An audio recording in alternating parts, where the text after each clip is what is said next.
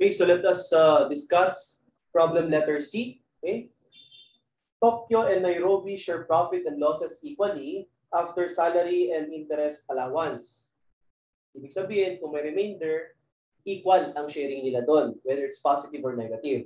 Tokyo and Nairobi receive salary and allowance of 40,000 and 60,000 respectively. And both partners receive 10% interest on their average capital balance. Average capital balances are calculated at the beginning of each month regardless of when additional capital contributions or permanent withdrawals are made subsequent within the month. So dapat beginning daw. So say for example, nasa June 15, good as June 1 yon. June 20, June 1 daw, beginning. Next, permanent withdrawal lang. So yung mga drawings hindi kasama sa pag-compute ng average capital balance as mentioned a while ago. Then partners' drawings of 3,000 per month are not used in determining the average capital balance. Okay? So Tokyo, January 1 capital beginning is 200,000 while Nairobi has 240,000. Yearly drawing, wag mo nang pansinin yan kasi hindi mo naman i-effect. Then permanent withdrawal, June 3, nag-withdraw itong si Tokyo amounting to 24,000. While on May 2, nag-withdraw naman si Nairobi amounting to 30,000. Then additional investment, July 3, si Tokyo may 80,000 investment siya. And itong si Nairobi, meron naman siyang additional investment of 100,000.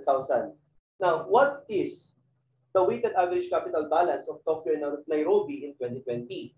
And of course, second question, how much is the share of Tokyo and Nairobi in 2020 profit? Magkano ba yung 2020 profit natin? Sabi sa problem class, the net income is 240,000. Okay. Ngayon, kung ipa-plot natin class, we have here Tokyo and Nairobi. Then you have your total. Okay? Yung salary ni Tokyo, we have here 40,000. Si Nairobi naman, meron siyang 60,000 na salary for a total of 100,000. Okay?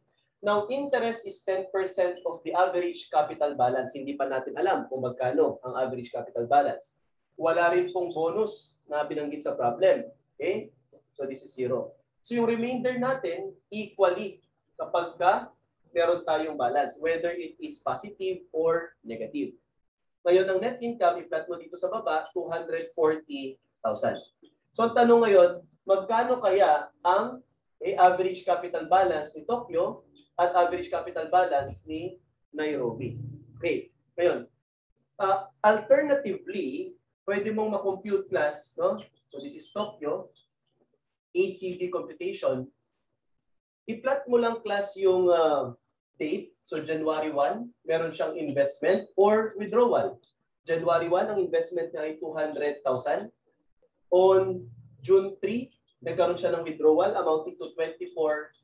So, i-plot nyo lang yung investment and withdrawal. You don't need to compute for the outstanding balance. So, kanina, diniscuss natin yung unang format. Ito naman, alternative. Okay?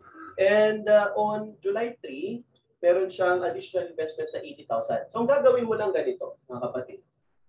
December 31 ang basis natin. So, December 31, 12 minus 1, that's 11. 31 minus 1, that's 1 month. So, ibig sabihin, times 12 over 12 na ito.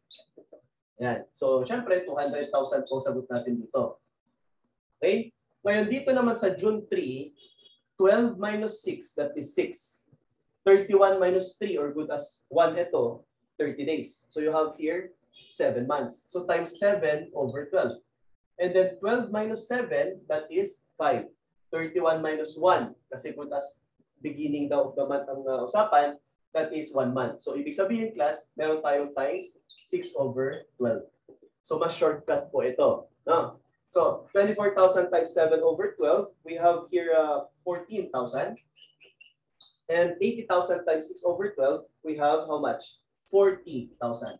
So pag in-add natin class, ang average capital balance ni Tokyo is equivalent to 226,000. Okay, 226. While for Nairobi, okay, i-plot mo ulit class yung investment niya. January 1, nag-invest siya ng 240,000. Then, meron siyang withdrawal on May 2 amounting to 30,000. So, deduction. Okay? And then, on October 2, meron siyang additional investment of 100,000. So, ngayon, bilangin mo lang, 1231.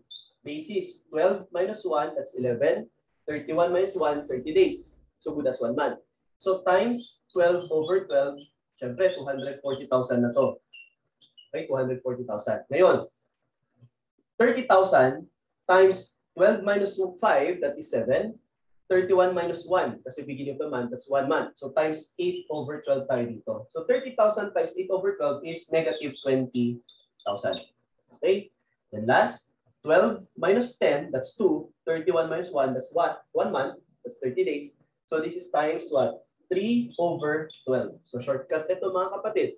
100,000 times 3 over 12, this is 25,000. So nung inad natin class, okay, ang average capital balance ngayon ni Nairobi is equivalent to 245,000. Yan po. Okay? So dito, kay Tokyo, meron kang 226,000 times 10%. Okay? So ang magiging sagot natin dito will be equivalent to 22,600. No? Correct muna ito mga kapatid. No? 22,600. Yan. Kay Nairobi naman, we have 245,000. Okay, 245,000 times 10%. So we have 24,500. Okay? So ibig sabihin, ang total, okay, interest ay 47,100. Wala pong bonus. So this is 0, 0, 0. So ngayon, ang remainder natin, yan po yung adjusting figure. No? Ay nakadepende kung magkano ang balance. 240,000 na net income, deduct 100,000, that's 140, deduct 47,100.